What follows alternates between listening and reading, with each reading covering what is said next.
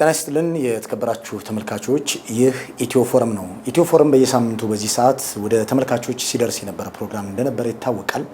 ነገር ግን ላለፉት 8 ሳምንታት ወደ ተመልካቾች መድረስ አልቻለም። ለዚህም የተለያዩ ምክንያቶች ማንሳት ይቻላል። ሁሉም አብዛኞቻችሁ ተመልካቾች ይህን ጉዳይ ተረዱታላችሁ ብዬ ተስፋ አደርጋለሁ። በተለያዩ ምክንያቶች ያልተላለፈው ፕሮግራም ዛሬ የመጨረሻውን የኢትዮ-ፎረም ፕሮግራም ይዤ ቀርብ ያለው ያየሰውሽ መልስ ነኝ። አብራችሁኝ እንድትቆዩ ለሚቀጥለው 1 ሰዓት በአክብሮት ጋብዛለሁ። የዛሬው እንግዳይ ጋዜጠኛ የነበሩና በኋላ ላይ የፖለቲካ ሳይንቲስትነት ላይ የተሰማሩ የፕሮፌሰር ናቸው። የመጀመሪያ ዲግሪያቸውን በ1974 ከካናዳ ሲሞን ፍራንሰር ዩኒቨርሲቲ በፖለቲካ ሳይንስና ሶሺዮሎጂ የሰሩ፣ ሁለተኛ ዲግሪያቸውን እዛው ካናዳ ከቪክቶሪያ ዩኒቨርሲቲ እነዚሁ በፐብሊክ አድሚኒስትሬሽን የጨረሱ፣ የዶክተሬት ዲግሪያቸውን የፖለቲካ ሳይንስ በመማር በሲሞን ፍራንሰር ዩኒቨርሲቲ በ1995 እንደ አውሮፓውያን አቆጣጠር የጨረሱ ፕሮፌሰር ናቸው። የዶክተሬት ዲግሪያቸውን የሰሩት ደግሞ ፒዛንት ሪቮሉሽን ኢን ኢትዮጵያ በሚል የገበሬዎች አመጽ በኢትዮጵያ የገበሬዎች አብዮት በኢትዮጵያ ምን ይመስል እንደነበረ በተለይም የ17 ዓመቱን የትጥቅ ትግል ቆይታ መነሻ አድርገው የሰሩት ጥናት አለ። ለዛሬ እንግድነታችን ዋና ምክንያትም ይህንኑ ይሆናል። በርካታ ጽሁፎችን ከብዙ የምስራቅ አፍሪካና የኢትዮጵያ ጉዳዮች ተመራማሪ ምሁራን ጋር አሳትመዋል። በአዲስ አበባ ዩኒቨርሲቲና በሌሎች በካናዳ ውስጥ በሚገኙ ዩኒቨርሲቲዎች ፕሮፌሰር ሆነው ሰርተዋል። ፕሮፌሰር ጆን ያንግ ናቸው የዛሬው እንግዳችን። ከሳቸው ጋር የሚኖረኝን ቆይታ እንድትከታተሉ በአክብሮት ጋብዛለሁ። በድጋሚ መልካም ቆይታ። ታንኪዩ ፕሮፌሰር፣ ለፕሮግራሚ እንግዳ ስለሆኑ አመሰግናለሁ። ፕሮፌሰር አመሰግናለሁ እንግዳ እንደሆን ስለመረጥከኝ። when you came in Ethiopia እስኪ ወደ ኢትዮጵያ ለመጀመሪያ ጊዜ የመጡበትን አጋጣሚ በማንሳት ጥያቄውን እንጀምር። መቼና በምን አጋጣሚ ነበር ወደ ኢትዮጵያ ለመጀመሪያ ጊዜ የመጡት? I was working as a journalist for a local newspaper in Khartoum. So yes, and as you know, in that period there was a large number of Ethiopians. በካርቱም ጋዜጠኛ ነበርኩ። በሱዳን ዋና ከተማ የሚታተም ጋዜጣ ነበረኝ። በዚህ ስራ አማካኝነት በሱዳን የሚኖሩ በርካታ ኢትዮጵያውያንን ለማግኘት አጋጣሚው ነበረኝ። ሁሉም መንግስትን ለመጣል የሚዋጉ ሁሉም አማጽያን በካርቱም ቢሮ ነበራቸው። ጀብሃ፣ ሻቢያ፣ ህወሓት፣ ኦነግ እነዚህ ሁሉ በካርቱም የፖለቲካ ቢሮ ነበራቸው። ያኔ ደግሞ እኔም እንዳንተ ጋዜጠኛ ነበርኩ። የፖለቲካ ጋዜጠኝነትም ዋነኛ ስራዬ ስለነበር እነዚህ ድርጅቶችን የማግኘት እድል ነበረኝ። ከዚህ በፊት ስለ ትግራይም ሆነ ስለ መላው ኢትዮጵያ የማውቀው አልነበረም። Into the liberated territories of Tigray in 1988.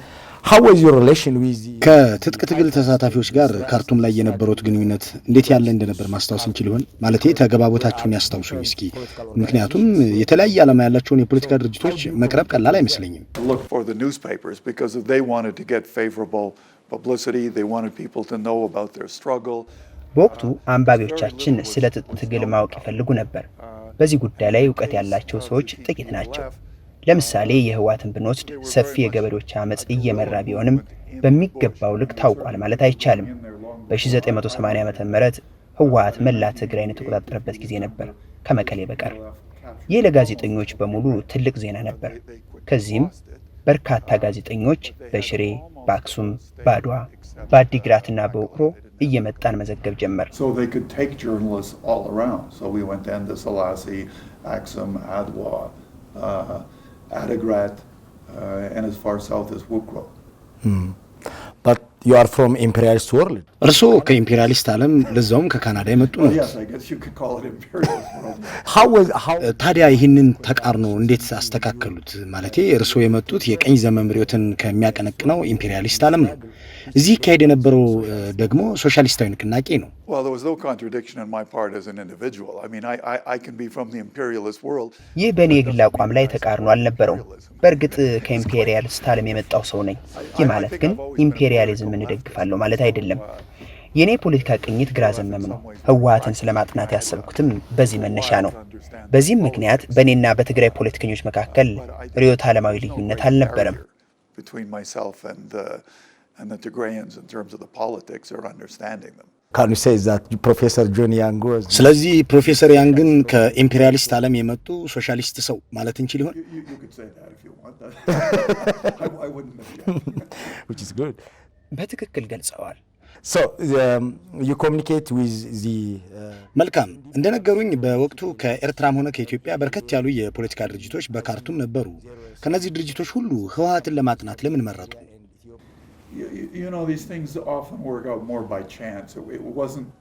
በእርግጥ ይህ በአጋጣሚ የሆነ ነገር ነው። በወቅቱ ጥልቀት ባለው ሁኔታ ፖለቲካ እንረዳለሁ ማለት አልችልም። ግን በትግራይ ትጥቅ ትግል ላይ ጥናት እንዳደርግ የገፋፋኝ ሁኔታ በአጋጣሚ የተፈጠረ ነው። በወቅቱ ሻዕቢያ በዓለም አቀፍ ሚዲያ ብዙ ይታወቃል። ህወሓት በአንጻሩ እዚህ ግባ የሚባል ሽፋን አልተሰጠውም ነበር። በ1980 በርካታ ግዛቶችን ተቆጣጥሮ የሚዲያው ሽፋን አነስተኛ መሆን አስገራሚ ነበር። የህወሓት ሰዎች የዓለም አቀፍ ማህበረሰቡን በጥርጣሬ ያዩ ስለነበረም ይመስለኛል። ሻዕቢያ ግን የተሻለ ፕሮፓጋንዳ ስራና ዓለም አቀፍ ግንኙነት ያከናውን ነበር። በዚህም ብዙ ሰው እንዲያውቁ አድርጎታል። በዚህ መሃል እንደ ድል ሆኖ የህወሓት ሰዎችን አገኘሁ። ጥናቱን ለማጥናትም ይህንን ክፍተት ተጠቀምኩበት። But as I say, I mean, it was more by chance that I started meeting these people. But then there were problems. But you mentioned on your book. ለዚህ ነው በመጽሐፍ ውስጥ ሻዕቢያ ከህወሓት የበለጠ የፕሮፓጋንዳ ሰራዊት አለው ብለው የጻፉት? Yeah, that's what I'm saying. So the EPLF was known much more internationally than the TPLF at that time. አዎ እሱን ነው እያወራሁ ያለሁት። በወቅቱ ሻዕቢያ ከህወሓት በላይ ይታወቅ ነበር። በዚህ ሁኔታ ያልተጠናውንና ትኩረት ያላገኘውን ህወሓትን ወደ መከታተል ገባሁ። We're always very active in Sudan. So while I went into Ethiopia and Tigray in 1988, in 1989 I didn't. And that wasn't my choice. That was the choice of the intelligence services. Let's back to your relation with TPLF. ከህወሓት ጋር ወደ ነበረው ግንኙነት እንመለስ። ወደ ትግራይ ሲመጡ ያገኙት የመጀመሪያው የህወሓት ሰው ማን እንደነበር ያስታውሳሉ? Well, I can tell you a very funny story about the first people I met. And again, appreciate that I really didn't know who these people were at all. I knew a couple of names and that was it. እዚህ ጋር አንድ አስቂኝ ታሪክ ልንገርህ። ወደ ትግራይ የምትገባው በገዳሪፍ በኩል ነው። የትግራይ የእርዳታ ድርጅት ማለት በገዳሪፍ ትልቅ ግቢና በርካታ የጭነት መኪኖች ነበሩት። እነዚህ የጭነት መኪኖች የእርዳታ ልጭ ነው ተራሮቹን እያቋራረጡ ወደ ትግራይ ይጓዛሉ። መኪኖቹ ጉዞውን የሚያደርጉት ሌሊት ነበር። ምክንያቱም በቀን ከተጓዙ ወታደራዊው መንግስት በአውሮፕላን ይደበድባቸዋል። እና ከዛ የጭነት መኪኖች ውስጥ ወደ አንዱ ገባሁ። በመኪናው ውስጥ ከተሳፈርነው ውስጥ አንዳቸውም እንግሊዘኛ አይናገሩም። እኔ ደግሞ ትግረኛም ሆነ አማርኛ አልችልም። እኩለ ሌሊት ላይ መኪናው ቆመ። ለምን እንደቆመ የምጠይቀው አጣሁ። ድንገት ከጎኔ የተቀመጠው ሰው በእንግሊዘኛ ጉዞ እንዴት ነው አለኝ። መልካም እንደሆነ ነግሬው እንግሊዘኛ የማወራው ሰው በማጣቴ ተጨንቄ እንደነበር ገለጽኩለት። መኪናው ለምን እንደቆመ ጠየቅኩት። ለመናፈስ መሆኑን ገለጸልኝ። ከዚህ ሰው ጋር ለተከታታይ 4 እና 5 ሰዓታት እያወራን ሌሊቱን ስንጓዝ አድረን ትግራይ ገባን። ይህ ሰው እስካሁን ማን እንደሆነ አልነገረኝም። እኔም ማን እንደሆነ አልጠየቅኩትም። የሌሊቱን ጉዟችንን አጠናቀን ወደ ህወሓት ማዕከል ስንሄድ የድርጅቱ ሊቀመንበር እንድናገኝ ጠየቅኩት። አስገራሚው ነገር ሌሊቱን በሙሉ አብሮኝ ሲጓዝና ከጎኔ ተቀምጦ በእንግሊዘኛ እያወራኝ የነበረው ራሱ የህወሓት ሊቀመንበር አቦይ ስብሐት ነጋ ነበር። ለበርካታ ሰዓታት ማንነቱን ሳይነግረኝ ስጓዝ ያደረው ሰው። But this man never introduced himself, so I didn't know who this man was. At the end of my visit to Tigray, I was taken to the chairman of Tigray. That was Sabat Nega. That was the man in the truck. Did he tell you that? ለምን ማንነታቸውን እንደደበቁ እርሱ አልጠየቋቸው? አልጠየቅኩትም። ድርጅታዊ ስነ ስርዓት ነው ብያለፍኩት። How they believe you because ህወሓቶች እርሶን እንዴት አመኑት? ምክንያቱም እነርሱ በወቅቱ ማሌሊቲን መስርተው ኢምፔሪያሊዝምን እንደ ጠላት የፈረጁ፣ ሌላው ቀርቶ ሶቪየት ህብረትን እንደ አድሃሪ ሶሻሊስት የሚያዩበት ጊዜ ነበር። እንዴት በቀላሉ አምነው ሊጠጉት ቻሉ? ኢምፔሪያሊዝም as an enemy and they fought for socialist government. Well, I mean, every Tigrayan wasn't a Marxist-Leninist and everybody from the West was not an imperialist. ሁሉም ነጭ ኢምፔሪያሊስት ነው ማለት አይደለም። ቅድም እንዳልኩ የግል አመለካከትህ የመጣበትን ዓለም አይወክልም። ህወሓቶችም ሁሉንም ነጭ በጥርጣሬ ይመለከቱት እንደነበር አላስታውስም። ምክንያቱም በርካታ ጋዜጠኞች ከአውሮፓም ከአሜሪካም ይመጡ ነበር። እኔ ደግሞ በካርቱም በሚታተመው ጋዜጣዬ ላይ በማሳተማቸው ጸረ ኢምፔሪያሊስት መጣጥፎች እታወቅ ነበር። ስለዚህ ህወሓቶች ስራቸውንና ዓላማቸውን እንዲዘገቡላቸው ስለሚፈልጉ በክፉ ዓይን ሊያዩኝ አይችሉም። So if you want to talk about imperialism, that label fit them an awful lot better than it fit me. I worked for a progressive newspaper in Khartoum. TPLF ህወሓት ራሱን አብዮተኛ የፖለቲካ ድርጅት አድርጎ ይጠራል። የብሔሮችን እኩልነትና የመሬት ባለቤትነትን ለማረጋገጥ የታከለ ድርጅት እንደሆነም ይገልጻል። የመደብ ታጋይ መሆኑንም ያነሳል። በእርሶ ጥናት ይህን ይስማሙበታል? በእርግጥ ህወሓት ምንድነው? አዎ እስማማበታለሁ። በኢትዮጵያ ውስጥ በርካታ ድርጅቶች ጠመንጃ አንስተው በመንግስት ላይ ሸፍተው ነበር። ግን ማሸነፍ የቻለው ህወሓት ብቻ ነው። ለምን ይመስልዎታል? Well, I think there's a whole bunch of reasons, and that's a big question.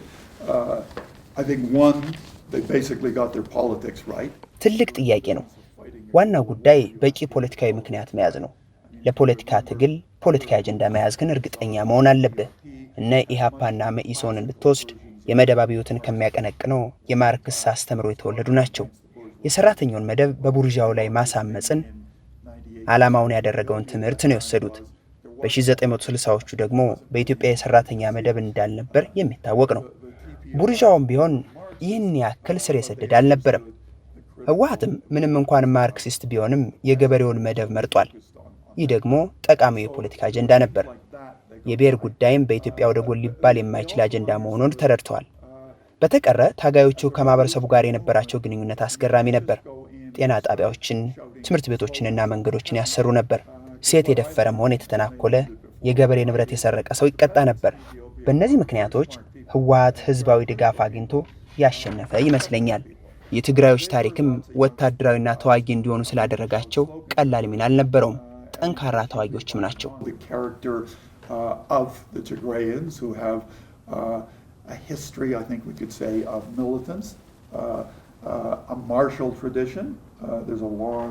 history in Tigray of warriors and that.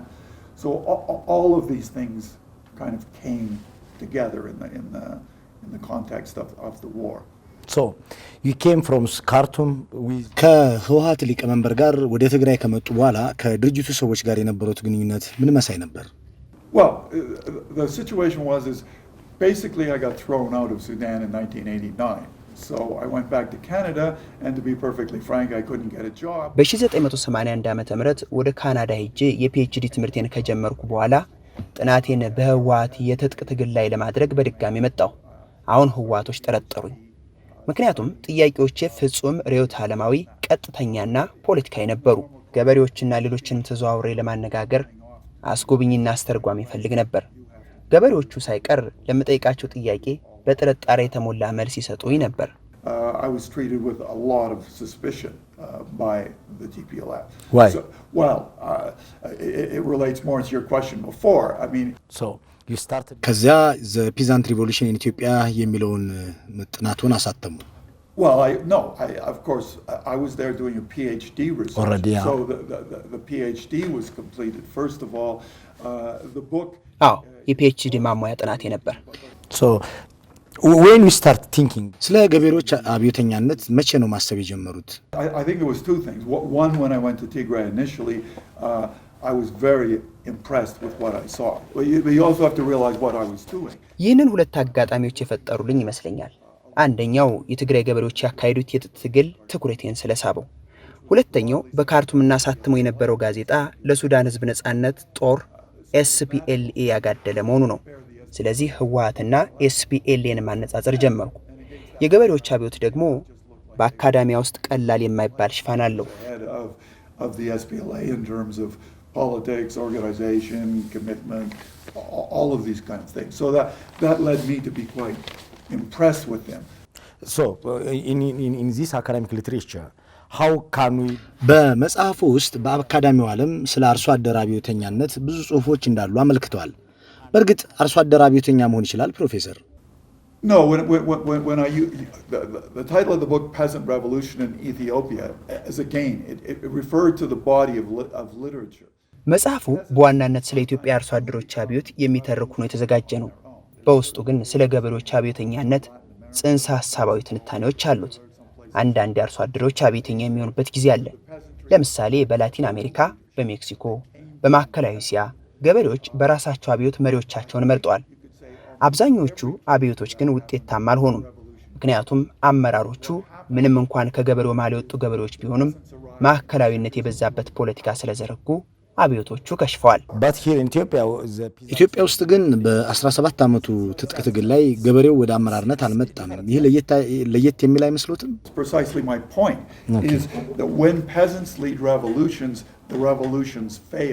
ዋናው ላስነብብ የፈለግኩት ጉዳይም እሱ ነው። ገበሬዎች አብዮት አካሂደው ከተሞችን ሲቆጣጠሩ መሪዎቹም እንደነሱ ገበሬዎች ስለሚሆኑ አብዮቶቹ ውጤታማ አልሆኑም።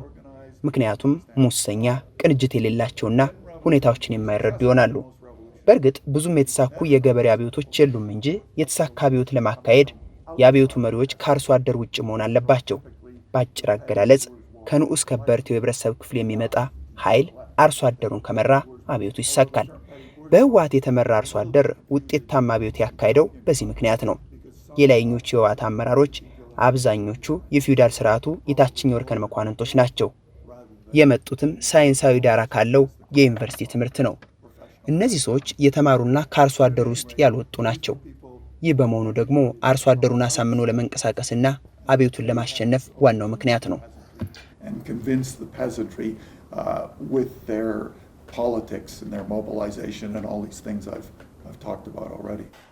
ፕሮፌሰር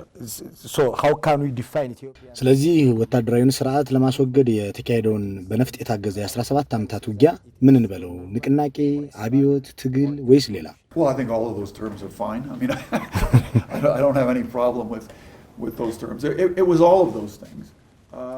ሁሉም መሆን ይችላሉ። ግን ህወሓት ማካሄድ የፈለገው ምንድነው ስትል አብዮት እንደሆነ ጥርጣሬ አልነበራቸውም። በአመራሩ ውስጥ ሰፊ ክርክር ይካሄድ እንደነበር አረጋግጫለሁ። አርሶ አደሩ ደግሞ መሰረታዊ በሆኑና እንደ ጤና መሰል ባሉ መሰረተ ልማቶች ላይ አበክሮ ይወያይ ነበር። የትግራይ ብሔርተኝነትም ዋነኛው የህዝቡ ማደራጃ ምክንያት ሆኗል። ስለዚህ እነዚህን ስትገጣጥማቸው አብዮትም ትግልም ንቅናቄም መካሄዱን ያሳያሉ።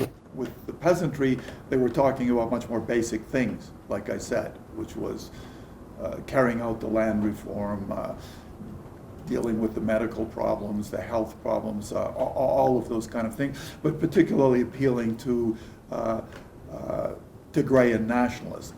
I mean, that became a critical mobilizing factor, and it had been, of course, before in Tigrayan history. It had been crucial to mobilizing peasants. As you know, Ethiopian military government was defeated by the ያው እንደሚያውቁት የኢትዮጵያ ወታደራዊ መንግስት በአርሶ አደሮች ትጥቅ ትግል ተሸንፏል። ይህ ትጥቅ ትግል የተጀመረው ደግሞ ከአገሪቱ ዋና ከተማ ከ1000 ኪሎ ሜትር በላይ በሚርቅ ቦታ ላይ በተጀመረ ነው። ቀደም ሲል እንደገለጹት ደግሞ ከአገሪቱ መንግስት መቀመጫ ቅርብ ርቀት ላይ ሆነው የተመሰረቱ ፖለቲካዊ ድርጅቶች ነበሩ። ግን ከነሱ ይልቅ ከ1000 ኪሎ ሜትር ርቀት ላይ የተነሳው የትግራይ ትጥቅ ትግል መንግስትን ጥሏል። ምክንያቱ ምንድነው ማለት እንችላለን ፕሮፌሰር? Well, again, I think it had an awful lot to do with the character of the Tigrayans and the culture and the nationalism and the dislocation and the very... ይህ ቅድም ወዳነሳሁት የተጋሮች ባህሪ ይመልሰናል። የትግራዮች ባህል ብሔርተኝነታቸውና የቦታው ወታደራዊ ስትራቴጂክነት እንዲሁም አንድ ቋንቋ የሚናገሩ መሆናቸው ትልቅ ሚና አለው። ከሁሉም በላይ ደግሞ የትግራይ ህዝብ ወጥነት ያለውና በጎሳ ያልተከፋፈለ ነው። ይህ ለምሳሌ ኦሮሚያ ውስጥ የለም። የኦሮሞ ማህበረሰብ በርካታ ጎሳዎችና በብዙ ሃይማኖቶች ውስጥ ያለ ነው። ስለዚህ የተጋሩ ጥያቄዎች ወጥ በሆነ መንገድ ሊነሱ የሚችሉበትና የጋራ ትብብር ለማድረግ የሚቻልበት ሁኔታ ቀላል ይሆናል። ህዝቡ ሆሞጂኒየስ ወይንም አንድ አይነት መሆኑ ጠቃሚ ነበር። በትግራይ የገዘፈ የሃይማኖት ልዩነትም የለም። እጅግ አብዛኛው ኦርቶዶክስ ክርስቲያን ነው። ጥቂት ሙስሊሞች መኖራቸው እንደተጠበቀ ሆኖ ስለዚህ ይህ የትጥቅ ትግሉን ለማስተባበርና ድል ለማስመዝገብ ምቹ ሆኗል። የትግራይ ህዝብ ቁጥር አሁን ብቻ ሳይሆን ያንም ቁጥሩ ከሌላው የሀገሪቱ ህዝብ አንጻር ሲታይ አነስተኛ ነው። ግን መንግስትን ጣለ። ይህ እንዴት ሊሆን ቻለ ብሎ መጠየቅ ይቻላል። ያንን የአፍሪካ ግዙፍ ሰራዊት እዚህ ግባ የማይባል ትጥቅ የነበራቸው የህወሓት ታጋዮች እንዴት ማሸነፍ ቻሉ የሚል ጥያቄ ማንሳት ይቻላል። መልሱ አጭር ነው። ህዝቡ ለትግል ቀና ያመለካከት የነበረው መሆኑ የአመራሩ ቅንጅትና ቁርጠኝነት ከህዝቡ ቁጥር የበለጠ ጠቃሚ እንደነበር ያሳያል። And all the equipment and then the TPLF and they don't have that.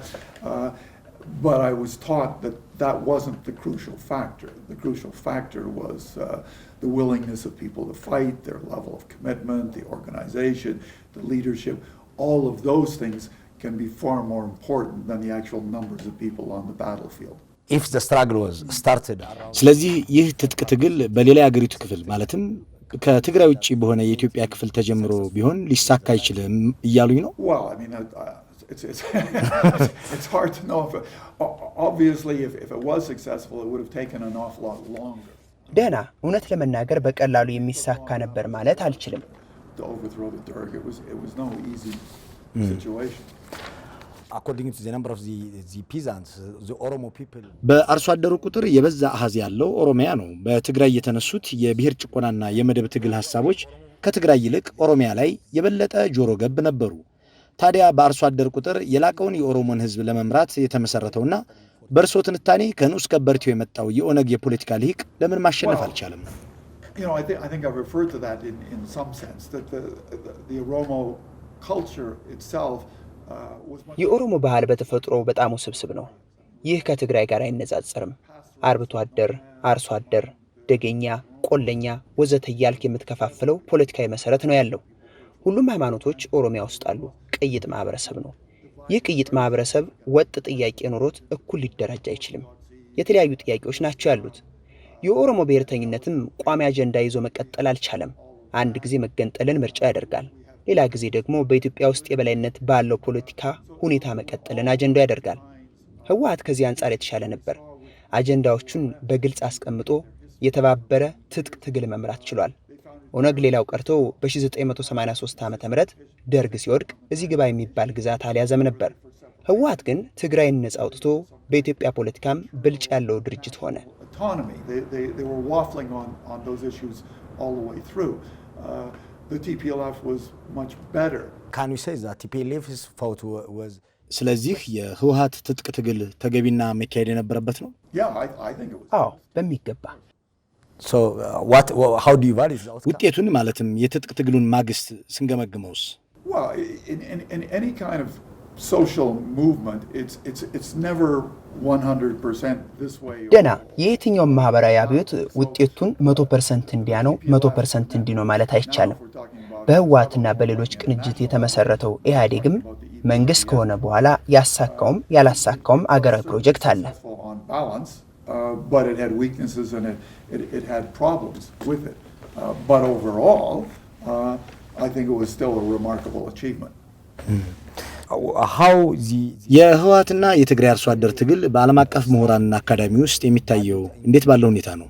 Well, that's a good question. I think I obviously look at it quite favorably. ጥሩ ጥያቄ ነው። ጥያቄን በልዩ ሁኔታና በጥንቃቄ ነው የማየው። የተዳፈረ ድምዳሜ እንዳይመስልብኝ እንጂ ዓለም አቀፍ አካዳሚው የህወሓትን ትግል አውቆታል ብዬ አላምንም። ቅድም ደጋግመህ እንደምትለው አብዛኛው የምዕራቡ ዓለም ምሁር በኢምፔሪያሊዝም አስተምሮ ውስጥ ያለፈ ነው። አብዛኞቹ ስራዎቻቸውም በቀዝቃዛው ጦርነት ላይ የተመሰረቱ ናቸው። ህወሓትን የሚያዩትም በዚሁ መነጽር ነው። ስለ ትጥቅ ትግሉ ርዕዮተ ዓለምም ሆነ ፖለቲካዊ ምክንያት በቂ ግንዛቤ ያላቸው ማለትም አይቻልም። በግራ ዘመን ፖለቲካዊ ዳራ ላይ ያሉትም ቢሆኑ ብሔር ሀገራዊ አጀንዳ አንግቦ ስለተካሄደው ትጥቅ ትግል የተደራጀ መረጃ አላቸው ማለት የሚከብድ ይመስለኛል። So they would not have many ideological friends given the politics of the TPLF. TPLF is fought for federal... ህወሓት ኢትዮጵያን በፌዴራላዊ ስርዓት ለማዋቀር እንደታገለ ይገልጻል። አሁን ያለው ፌዴራላዊ ስርዓት ዲሞክራሲያዊ ነው ወይም አይደለም የሚለውን እንተውና ይህ ፌዴራላዊ ስርዓት ሊመለስ ወይም ሊቀለበስ የሚችል ይመስሎታል? You know, I was making the argument to someone before, but you know, sometimes you make the arguments. ይህንን የመታነሳውን ሐሳብ አንስቼ የተከራከርኩበት ጊዜ ነበር። ኢትዮጵያን ያለ ብሔር ተኮር ፌዴራሊዝም ማስቀጠል የሚቻል አይመስለኝም። ምናልባት አሁን እንዳለው አይነት ፌዴራሊዝም ያለ ላይሆን ይችላል። ምናልባት ይሄኛውን ስርዓት መከለስ ያስፈልግም ይሆናል። ይሁን እንጂ ከብሔር ተኮር ፌዴራሊዝም የራቀ ክለሳ ሊሆን አይችልም። ወደ ማዕከላዊነት እንመለስ ቢባል ግን እንደሚመስለኝ ትግራይን ጨምሮ በአብዛኛው የአገሪቱ ክፍል ተቀባይነት ይኖረዋል ብዬ አላምንም። ከተሞከረም የከፋ ደም መፋሰስ ሊከሰት ይችላል። I think is not acceptable. Who led the Ethiopian struggle? ደርግን ለመጣል የተካሄደውን አመጽ ማን መራው ማለት ይቻላል? ህወሓት ከኢትዮጵያ ብሔር ብሔረሰቦች ጋር ሆኜ ደርግን ጣልኩት ይላል። ለዚህም ኢህአዴግን ይጠቅሳል። በጸረ ደርግ ዘመቻ ላይ ህወሓት እንደሚለው ብሔር ብሔረሰቦችን ተሳትፎበታል ማለት ይቻላል?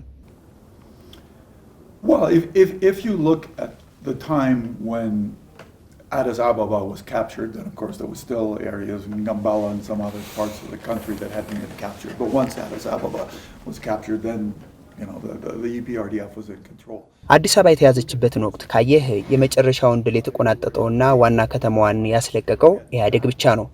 አብዛኛው የኢህአዴግ ሰራዊት ደግሞ የትግራይ ተወላጅ ነው። There are people out there who could give you the exact numbers, and I can't do that. But the large majority of the EPRDF forces were Tigrayan. There was no doubt about that. For political correctness, we can say that EPRDF led. ስለዚህ ለፖለቲካዊ ትክክለኛነት ወይም ፖለቲካል ኮሬክትነስ ሲባል ኢህአዴግ ትጥቅ ትግሉን መራው እንበል? Well, yeah, certainly they led it. አዎ፣ ምክንያቱም ምን ማድረግ እንደሚፈልጉና ምን አይነት ስርዓት እንደሚዘረጉ ግልጽ ፕሮግራም አዘጋጅቷል። በዚህ ፕሮግራማቸው የተመራው ሰራዊት ደርግን ጥሏል። In most of the continent in Africa, በአብዛኛው የአፍሪካ ክፍል በትጥቅ ትግል መንግስት የሆኑ ኃይሎች ዲሞክራሲን ማንበር አልቻሉም። ለምን ይመስልዎታል? Partly because of the difficulties of coming to power. በከፊል ወደ ስልጣን ለመምጣት ያለው አስቸጋሪነት ለዚህ ሚና አለው። ለምሳሌ ከኮሙኒዝም መንኮታኮት በፊት ወደ ስልጣን የምትመጣው የግራ ፖለቲካ አራማጅ ከሆንክ እንደ ሶቪየት ህብረትና ኩባ ባሉ ሶሻሊስት ሀገሮች ተደግፈ ነው። ከዛም በኋላ ያለው ግን ሁሉም በሙሉ ተቀይሯል። ይህ በኢትዮጵያ አውድ ሲታይ ደግሞ ይለያል። ህወሓትን እንመልከት። ድርጅቱ ለማርክሲስት ሌኒኒስት ሀሌው ጠንካራ እምነት ያለውና ሶሻሊስታዊ ስርዓት ለመዘርጋት የታገለ ነው። ይሁን እንጂ ከሶቪየት ህብረት ድጋፍ የሌለው ብቻ ሳይሆን ሶቪየትን አዳሪ ብሎ ፈርጇትም ነበር። እናመጣዋለን ያለው ዲሞክራሲም ሶሻሊስታዊ ዲሞክራሲ ነበር። በ1983 ዓ.ም ዓለም በአሜሪካ መዳፍ ውስጥ ስትወድቅ ሁኔታዎች ተቀየሩ። አሜሪካ በተለያዩ ሀገራት ዲሞክራሲን አከፋፋይ አድርጋ ቀረበች። ከዛም ሀገራት ዲሞክራሲያዊ ናቸው ወይስ አይደሉም የሚለውን ሚዛን የምትመዝነው አሜሪካ ሆነች።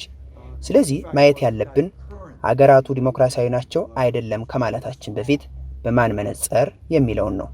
But the reality then was that they came to power in 1991 and you had the unipower dominance of the United States. For you, TPLF is democratic? ለእርሶ ህወሓት ዲሞክራሲያዊ ነው? Well, again it depends on how you define democracy. አሁንም ዲሞክራሲን እንዴት ትበይኗለህ ከሚለው አንፃር ማየት አለብን። በምዕራቡ ዓለም ዲሞክራሲ የሚተረጎመው በጣም ጠባብ በሆነ የፖለቲካ እይታ ነው። ማለትም ግለሰቦች የፖለቲካ መብት አላቸው፣ ሰብአዊ መብት ጥበቃ ያስፈልጋቸዋል ወዘተ በሚል ኢኮኖሚያዊ ገጽታንም አያይም። ለምሳሌ በአሜሪካ ፕሬዚደንቱን ጨምሮ 1% ቢሊዮነሮች አገሪቱን እንደፈለገ እንዲያደርጓትና አብላጫውን ህዝብ እንዲጫኑ የሚፈቅድ ዲሞክራሲ ነው ያለው። ህወሓት ዲሞክራሲን የተረጎመው ሰፊ ከሆነውና ከግራ ዘመመሙ ሶሻሊስታዊ እይታ ወስዶ ነው። በኢኮኖሚ ዘርፍ አብዛኛው ድሃ ከተሜና ገበሬው ኑሮ ይሻሻል ዘንድ መስራት፣ የዜጎች በሀገራቸው የመጠቀም መብትን ያጎናጽፋል ብሎም የተነሳ ነው። የቡድን መብትም ቢሆን ትኩረት ሊነፈገው የማይገባና የፖለቲካው ማዕከል መሆን ያለበት ነው ብሎ የብሔሮችን ጥያቄንም አስተጋብቷል። ይህ በምዕራቡ ዓለም ዲሞክራሲ ውስጥ የለም። ስለዚህ በማን መመዘኛ ነው መታየት ያለበት የሚለውን ነው ጥያቄህ የሚያጭርብኝ። broader left-wing socialist sense was that the economic side. On your book, The Peasant Revolution in Ethiopia. The Peasant Revolution in Ethiopia በሚለው መጽሐፎ ከ1983 በፊት የአማራ ገዢዎች በኢትዮጵያ ፖለቲካል ኢኮኖሚ ላይ ብልጫ እንደነበራቸው ጽፈዋል። እስኪ ይህችን ጉዳይ ምን ማለቱ እንደሆነ ለተመልካቾች ያብራሩልኝ። Well, no, but you're phrasing the question wrongly. ይህንን ጥያቄን ያዘጋጀው ህወሓት አማራን እንደ ጠላት በመቁጠር ተዋግቷል የሚሉ ሰዎችን ትችት ይዘህ ለዛ መንደርደሪያ ልታደርገው ከሆነ እንዳትሳሳት። ህወሓት በፍጹም እንደዛ ብሎ አያውቅም። ከተራ ታጋዮች ጋርም ከአመራሮች ጋርም በነበረኝ ውይይትና ቆይታ ባገላበጥኳቸው ሰነዶችም አንድም ቦታ ላይ ህወሓት አማራ ጠላት አድርጎ የፈረጁበት ነገር ማግኘት አልቻልኩም። እንደዛ አድርጎ ቢሆን ኑሮ የኔ ጥናት የሚሆነው አንድን ህዝብ ጠላት ብሎ የፈረጀ ድርጅት እንዴት ሊያሸንፍ ቻለ የሚለውን መመርመር ይሆን ነበር። በፍጹም ግን ህወሓት እንደዛ ብሎ አያውቅም። በግልጽ ይጠቀሙ የነበሩት የመደብ ትንታኔን ነበር። ሁሌም ሲያወሩ የምሰማቸው አማራ፣ ኦሮሞ፣ ሲዳማ ወዘተ እንደ ጠላት ቆጥረው ሳይሆን የተጨቋይ መደብ አጋርነት እንዳላቸው ነው። ከአፄ ኃይለ ሥላሴ ተነስተ ወደ ኋላ ስትሄድም ሆነ ደርግን ስትወስድ ተወራራሽ ነገር አላቸው። ደርግ የኃይለ ሥላሴ ተራማጅ ኃይል ውላጅ ነው። ይህንን የኢትዮጵያ ልሂቅ እንደ ገዢ መደብ ቆጥረው የሸዋ ገዢ መደብ መሆኑን ያነሳሉ። ስለዚህ ህወሓት ይህንን የልሂቃኑን ስብስብ እንጂ አማራን እንደ ጠላት አልፈረጀም። ይህ በኢትዮጵያ ውስጥ የትግራይ አብዮተኞች በስህተት የተተረጎሙበት እይታ ነው። the society, and particularly the dominance of a Showan elite and some of the allies of the Showan elite. That was the enemy. That was who they were challenging. Certainly not Amara. That would be a complete misrepresentation of what they were doing. የህወሓት ትጥቅ ትግል በሌሎቹ የአገሪቱ የፖለቲካ ልሂቃን ተገቢውን እውቅናና ቦታ አግኝቷል ማለት እንችል ይሆን? No, I don't think it was. I mean, I think there was a lot of suspicion about it. አይመስለኝም። በጣም ብዙ ጥርጣሬ አለ። በፊት ህወሓት የብሔርን አጀንዳ መጣብን፣ ኤርትራን ገነጠለብን የሚል አቤቱታ ይነሳ ነበር። ከቅርብ ጊዜ ወዲህ ደግሞ የትግራይ የበላይነት መጣብን ተባለ፣ ብሔራዊ ክልላችንን የመምራት ነጻነት አጣን የሚል ሌላ አቤቱታም በተቃራኒው ይሰማ ጀመር። ህወሓትም ሆነ ኢህአዴግ ይህንን ጥርጣሬ ለመቅረፍና ደም የተከፈለበትን ትግል በሌሎች ኢትዮጵያውያን ልሂቃን ዘንድ ቅቡል እንዲሆን መስራት የሚገባቸውን ባለመስራታቸው የመጣ ነው። ለስራ አዲስ አበባ ዩኒቨርሲቲ ስመጣ የሰማሁት እነዚህን ሀሳቦች ነው። That they wanted to disintegrate the country, that they were allied with the Eritreans, all the absolute nonsense that I heard when I came to Ethiopia and taught at Addis Ababa University. I have read on your book. መጽሐፉ ላይ የአቶ መለስ ዜናዊን ስም ጥቂት ቦታ ብቻ ላይ ነው ጠቅሰውት ያየሁት። አቶ መለስ ለእርሶ ምን አይነት ፖለቲከኛ ናቸው? Well, for me, he's probably a more contradictory person than... በጣም አወዛጋቢ ሰው ነው። ይህ አገላለጼ ምናልባት ከዚህ ቃለ መጠይቅ ሲወጣ ከብዙ ሰዎች ጋር ሊያከራክረኝ ይችላል።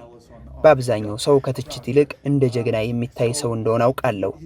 ወደ ዝርዝር ነገር ውስጥ መግባቱ ይቅርብኝና መለስን የማየው ከህወሓት ታጋዮች እኩል ነው። ይህን ስልህ ከመለስ ጋር ምንም አይነት ግላዊ ግንኙነት ኖሮኝ አያውቅም እያልኩ ነው። Somewhere in the middle, probably a little bit closer to seeing him as a hero.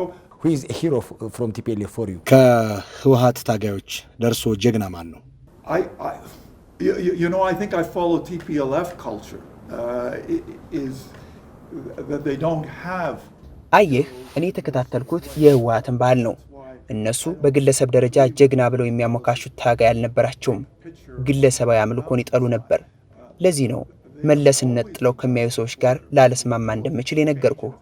ለምሳሌ ከመቀሌ አናት ላይ ባለው ተራራ ላይ የመለስ ትልቅ ፎቶ ተሰቅሎ አይቻለሁ። ይህንን ፎቶ ዛሬ እርሱ ቆሞ ቢያየው የሚገረም ይመስለኛል። በፊት ህወሓት በአመራሩ ላይ ግለሰባዊ አምልኮ እንዳይኖር የሚጠነቀቅ ነበር። ምናልባት አሁን ፖለቲካው ተቀይሮ ሊሆን ይችላል። So there was never anybody sort of put up and made to be some kind of hero. That just went completely against their politics and tradition, and I respected that, and I agree with that kind of... But my question is... የኔ ጥያቄ ግን እርስዎ በግል የሚያደንቁትንና ጀግና ብለው የሚያነሱትን የህወሓት ታጋይ እንዲነግሩኝ ነው። Well, I don't have any. The hero is the movement itself, and to say that is not to say that there wasn't mistakes made and there wasn't some people who did some bad things, but generally... ለኔ ጀግና የምለው ሰው የለኝም። ለኔ ጀግናው ራሱ ትጥቅ ትግሉ ነው። ግለሰቦች በባህሪያቸው ጥሩም መጥፎም ጀግናም ፈሪም ሊሆኑ ይችላሉ። በጥቅሉ ግን ንቅናቄው ጀግኖችን ያሳተፈ ነበር። በአንድ መንደር ውስጥ ለታጋዮች ምሳ የሰጡ ሴቶች ሳይቀሩ ጀግኖች ናቸው። እነዚህና ልጆቻቸውን ሂዳችሁ ለነጻነት ሙቱ ብለው የላኩ እናቶችም ያስደንቁኛል። ህዝቡ ዋጋ ከፍሏል። ግለሰቦችን ጠርቼ የህዝቡን ድል መሸርሸር አልፈልግም። And they didn't necessarily have names that I would know, but people made enormous contributions, and they suffered terribly in many cases, and those were very heroic figures. I think you are a professor in Addis Ababa University, yes? ይመስለኛል በ1990ዎቹ መጀመሪያ ላይ በአዲስ አበባ ዩኒቨርሲቲ ለ2 ዓመታት አስተምረዋል። ቆይታው ምን ይመስል ነበር? Addis Ababa University was a very elitist and almost feudal institution. I wasn't a fan of the institution at all. አዲስ አበባ ዩኒቨርሲቲ በጥቅሉ ፊውዳላዊ ተቋም ነበር።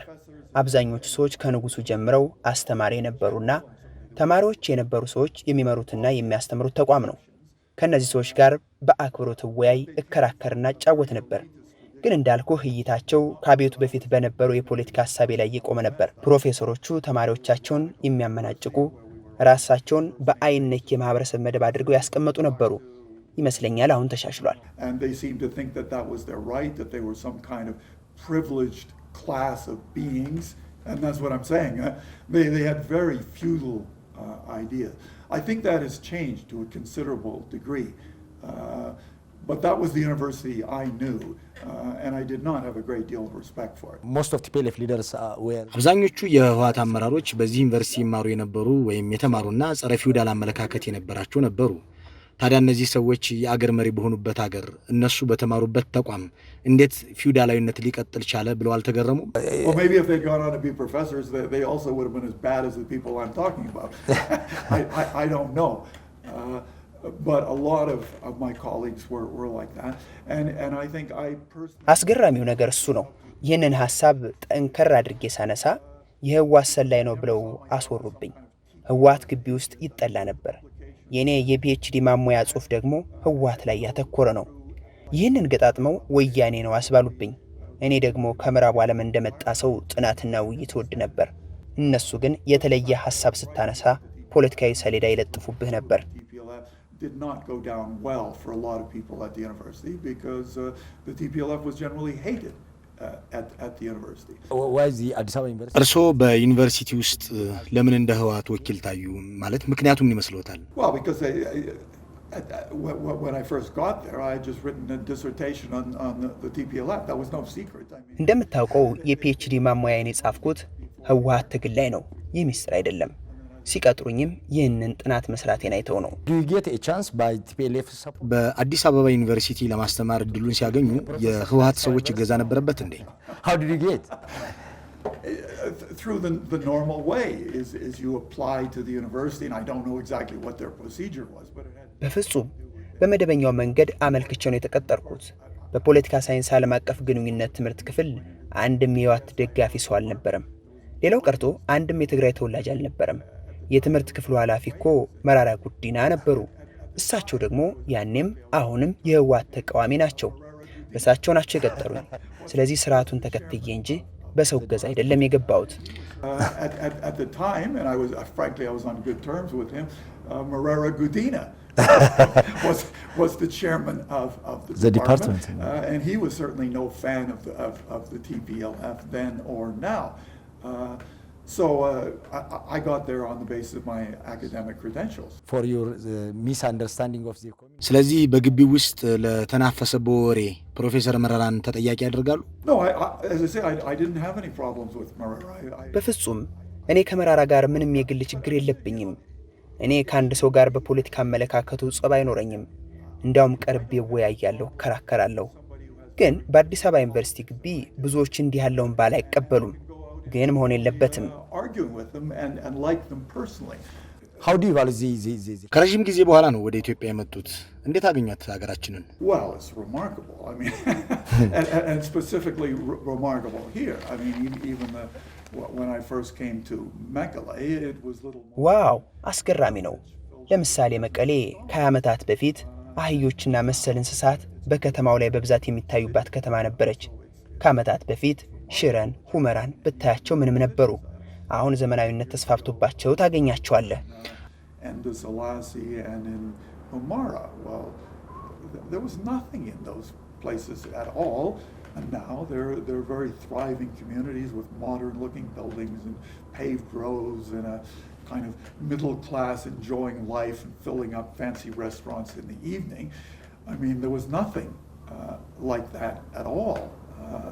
So it's quite remarkable. So what is your critics for TPLF? በመጽሐፉ ላይ ህወሓትን የተቹበት ክፍል አለ። ግን እስኪ አሁንም ድሮም ካለው የህወሓት ባህሪ በመነሳት ለህወሓት ያለው ትችት ምንድነው? እዚህ ጋር ያንሱልኝ እስኪ። Well, in retrospect and in the course of my research, it's ይህንን በጥናቴም ላይ ገልጫለሁ። የብሔር ፖለቲካን የፖለቲካቸው መሳሪያ ያደረጉት ከነሌኒኒዝም ጽንሰ ሐሳብ ወስደው ነው። ይህ ደግሞ በመጀመሪያዎቹ የሶቪየት አብዮት ዓመታት የታየ ነው። ህወሓት ዋነኛ የመደብ ታጋይ ሆኖ በሁሉም የሀገሪቱ ክፍል ስለ ገበሬ የሚታገል መሆኑን ይገልጻል። ብሔርተኝነትን መጨመሩ አነስተኛ ቁጥር ላላቸው ተጨቋኝ ብሔሮች መፍትሄ መሆን ችሏል።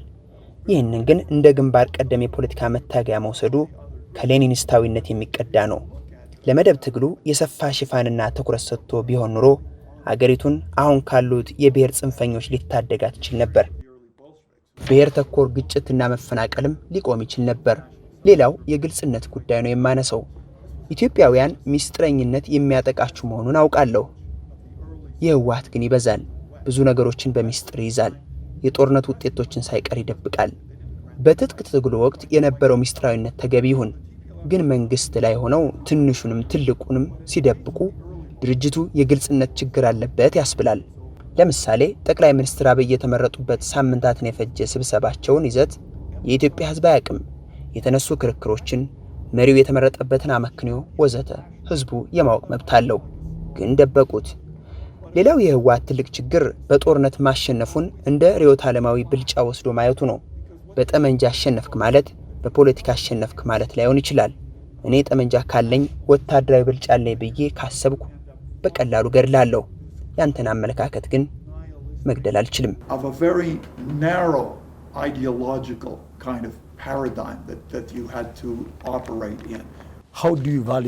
አሁን ያለውን የኢትዮጵያ ፖለቲካል ስርዓት እንዴት ይገመግሙታል? Well, I mean, I'll be very blunt. I'm not a fan of Prime Minister Abiy.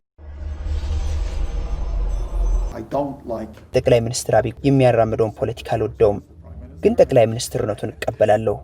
ምክንያቱም የኢትዮጵያ ህዝብ መሪ ነው። በብዙ ምክንያቶች የሚሄድበትን ፖለቲካዊ መንገድ አልወደውም። የመጀመሪያው በጣም ጠቃሚ የሚባሉ የኢህአዴግ ትውፊቶችን ሳይቀር አጣጥሏል፣ ጥሏል። ይህ ለሀገሪቱ አይጠቅምም። የሚሻል የነበረው ጠቃሚ ነገሮችንና ስኬቶችን ይዞ ስህተቶችን ማረም ነው። እሱ ግን ጨለማማ ዓመታትን ያሳለፈች ሀገር አድርጎ የቀደመውን አጣጣለው። ሁለተኛው የልማታዊ መንግስት ርዕዮትን ለመተው የሚደረገው ጉዞ የሱ ፖለቲካ እንዳይመቸኝ የሚያደርግ ነው። አንዳንድ ለርሱ የቀረቡ ሰዎችን ሳወራ ልማታዊ መንግስት የትግራይ ተወላጆችን 100% የሀገሪቱን ኢኮኖሚ እንዲቆጣጠሩ አደረገ እንጂ አልጠቀመንም አሉኝ። ይህ በፍጹም ትርጉም የማይሰጥና የማይረባ መከራከሪያ ነው። ይህን ሁሉ ሚሊዮነር ኦሮሞ፣ አማራ፣ ጉራጌ መቁጠር ይቅርና ልማታዊ መንግስት የኢኮኖሚ ሐሳብ መሆኑን ማመን ያስፈልጋል። ባለፉት 50 ዓመታት ከፍተኛ ውጤት በኢትዮጵያና በሌሎች ሀገሮችም የተመዘገበበት ርዕዮት ነው። መሪዎቻችሁ በዚህ ረገድ ያነሰ ግንዛቤ ነው ያላቸው። ይህንን የኢኮኖሚ ሞዴል መኮነን ያበዙትም በዚህ አነስተኛ ግንዛቤያቸው ነው። ሌላው ደግሞ ጠቅላይ ሚኒስትሩ በብሔር ፌዴራሊዝም ላይ የት ላይ እንደቆሙ ግልጽ አለማድረጋቸው እንድትጠራጠራቸው ያደርጋል። እንግዲህ ይህን ፌዴራሊዝም አብዝቶ ሲጠይቅ ነበር የሚባለው እርሳቸው የመጡበት የኦሮሞ ልሂቅ ነው። እሳቸው ግን ይህንን ጥያቄ ተቃርነው የቆሙ ይመስላሉ። ይህንን የእርሳቸውን ሐሳብ የሚገዛ ኦሮሞ ያለም አይመስለኝም። በሌላ በኩል ጠቅላይ ሚኒስትሩ የሀገራቸውን ጉዳይ ከሀገራቸው ልጆች ጋር በመነጋገር ሉዓላዊነቷን በጠበቅ መንገድ ለመስራት የሚሞክሩ አይመስሉም። እኔ አፍሪካዊ ባልሆንም አፍሪካውያን ሀገራቸውን በራሳቸው ርዕዮት እንዲመሩ የምመኝ ፓን አፍሪካኒዝም ደጋፊ ነኝ። ምዕራባውያን የኢኮኖሚ የፖለቲካና የውጭ ጉዳይ ፖሊሲ የሚቀርጹለት የአፍሪካ መንግስት የሀገሩን ሉዓላዊነት አሳልፎ የሰጠ ነው ብዬ አምናለሁ። I don't want to see the West directing the economic and political and foreign policies of Ethiopia. Do you think that ምዕራባውያን የኢትዮጵያን የፖለቲካና የኢኮኖሚ ፖሊሲ እየቀረጹ ነው ብለው ያስባሉ? foreign policy No, and politics? I don't think it's come to that. በቀጥታ እነሱ እንምጣ ላይሉ ይችላሉ፣ ግን ክፍተቱን ካሳየህ ሳያወላውሉ መግባታቸው አይቀርም። እያወራው ያለውት ስለ ኢትዮጵያ ብቻ ሳይሆን ስለ ምዕራቡ ዓለም እጀ ረጅምነት፣ ስለ አፍሪካውያን ነጻነት ነው። አሜሪካኖች ድሮም ዘንድሮም ሁሉንም ማዘዝ ይፈልጋሉ። ለዚህ ደግሞ እና IMF እና መሰል ተቋማትን አስቀድመው ቴሌኮማችሁን ሽጡ፣ ይሄኛውን ለውጡ፣ ያንን እንዲያደርጉ ይላሉ። ይህ ደግሞ በቀጥታ በአገር ጉዳይ የመወሰን ነጻነትን ለውጭ አሳልፈ እንድትሰጥ የሚያደርግ ነው። የመለስ አመራር በሚገባው ልክ በአገር ውስጥ ዲሞክራሲን አለማስፈኑ ካልሆነ በቀር የአገሪቱን ሉዓላዊነትና የፖሊሲ ነጻነት በማስጠበቅ በኩል አስደናቂ ስራ ሰርቷል። ከአሜሪካ ከዓለም ባንክና መሰል የኒዮ ሊበራል ተቋማት ግብ ገጥሞ የእነርሱን ሴራ ተቋቁሞ የሀገሩን ጥቅም አስከብሯል። ምዕራቡ ዓለም ያለ ረፍት ሲተች በጸረ ሽብር ስራዎች ላይ አጋራቸው ስለነበር ብዙም አልጨከኑበትም። በአሁኑ መንግስት ይህ ሉዓላዊነት አለ ለማለት ግን አልደፍርም።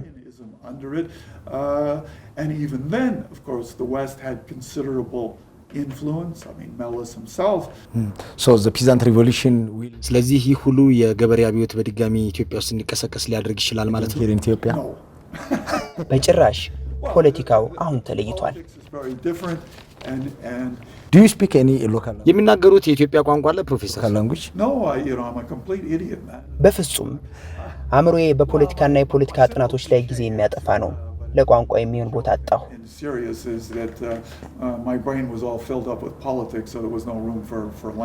ታንክ ዩ ቬሪ ማች ፕሮፌሰር። ለነበረኝ ቆይታ ምስጋና የላቀ ነው ፕሮፌሰር። እኔም አመሰግናለሁ። ተመልካቾች የዛሬው ኢትዮ ፎረም ይህንን ይመስል ነበረ። በአጠቃላይ ኢትዮ ፎረምም ይህን ይመስል ነበር። ከነሐሴ 2011 ጀምሮ ላለፉት 10 ወራት አካባቢ ድረስ የኢትዮ ፎረም ፕሮግራም በትግራይ ቴሌቪዥን ላይ ሲተላለፍ መቆየቱ ይታወቃል። ዛሬ የመጨረሻ ፕሮግራማችንን የፕሮፌሰር ጆን ያንግን አድርጌያለሁ። ባለፉት 10 ወራት በርካታ የፖለቲካና የኢኮኖሚ ሳይንቲስቶች፣ ፖለቲከኞች፣ የተለያዩ ጋዜጠኞች እንግዳ ሆነው የተለያዩ ሀሳቦችን እንደዚሁ ሲያቀርቡበት የነበረ ፕሮግራም ነው። ከዚህ በኋላ ግን ይህ ፕሮግራም ለተወሰነ ጊዜ አይኖርም ወይም ይቆማል። ይህንን ፕሮግራም የማቆመው በራሴ ውሳኔ ወይም ደግሞ በትግራይ ቴሌቪዥን አለመተባበር አይደለም። በሌላ ጊዜ ወደፊት ግልጽ ላደርገው በሚችል ምክንያት ይህንን ፕሮግራም ለጊዜው ለማቆም ተገድጃለሁ። ትግራይ ቴሌቪዥን በነፃ የአየር ሰዓት ሰጥቶ በፍጹም ነፃነት እንድሰራ ሲያግዘኝ ቆይቷል። የትግራይ ቴሌቪዥን አመራሮች፣ ጋዜጠኞች፣ የተለያዩ ሰራተኞች ከፍተኛ እገዛ ሲያደርጉልኝ ነበረ። በየሳምንቱ ሰኞን እንድናፍቅ ከሚያደርጉኝ አጋጣሚዎችም አንዱ የትግራይ ቴሌቪዥን ባልደረቦች በጠቅላላ እገዛቸው በጣም ድንቅ ስለነበረም ጭምር ነውና ይህንን በጣም ነው የማመሰግነው። ትብብራችሁንና ቀናነታችሁን የትግራይ ቴሌቪዥን ባልደረቦች በአጠቃላይ መቼም ማረሳውን በጣም አመሰግናለሁ። ተመልካቾች ስራዬን ወዳችሁ እንደዚሁ አስተያየታችሁን ስትሰጡኝ፣ ስታበረታቱኝ፣ ስትተቹኝ ነበረ። በጣም ነው የማመሰግነው። ለዚህም የበለጠ እንድናነብ እንድንሰራ የሚያደርግ ድጋፍ ነበረ። ስለዚህ በጣም ነው የማመሰግነው። በፕሮግራሜ ላይ እንግዳ ሆነው በተለያየ ወቅት እንግዳ ሆነው ቀርበው ከኔ ጋር ጥያቄና መልሱ ላይ የተስተናገዱ ሀሳቦችን እንደዚሁ የተለዋወጥን በርካታ እንግዶችን በጣም አመሰግናለሁ። ይህን ፕሮግራም ሳቆመው ደስ እያለኝ እንደማይሆን ይታወቃል። በራሴ በበኩሌ ደስ ብሎኝ አይደለም። ማንም ሰው የሚወደውን ስራውን ሲያቆም ወይም የሚወደውን ነገር ሲተው ደስ ሊለው አይችልም። ለማንኛውም ግን የሚያልፍ ዝናብ የሚያልፍ ካፊያ እንዳይመታን ለጊዜው ይህን ፕሮግራም አቆመዋለሁ። በሌላ ጊዜ ግን በዚሁ ቴሌቪዥን ላይ ይህንን ፕሮግራም ይዤ መምጣት አይቀርም። እንግዲህ ይህንን ፕሮግራም በድጋሚ ይዤ የምመጣበትን ቀን ተስፋ በማድረግ በአጠቃላይ ኢትዮ ፎረም ይህንን ይመስል እንደነበረ በመግለጽ የዛሬውን ዝግጅቴንም በአጠቃላይ ኢትዮ ፎረም 10 ወራት ቆይታውንም በዚሁ ደመድማለሁ። ስለነበረን ቆይታ በአጠቃላይ በጣም አመሰግናለሁ። መልካም ጊዜ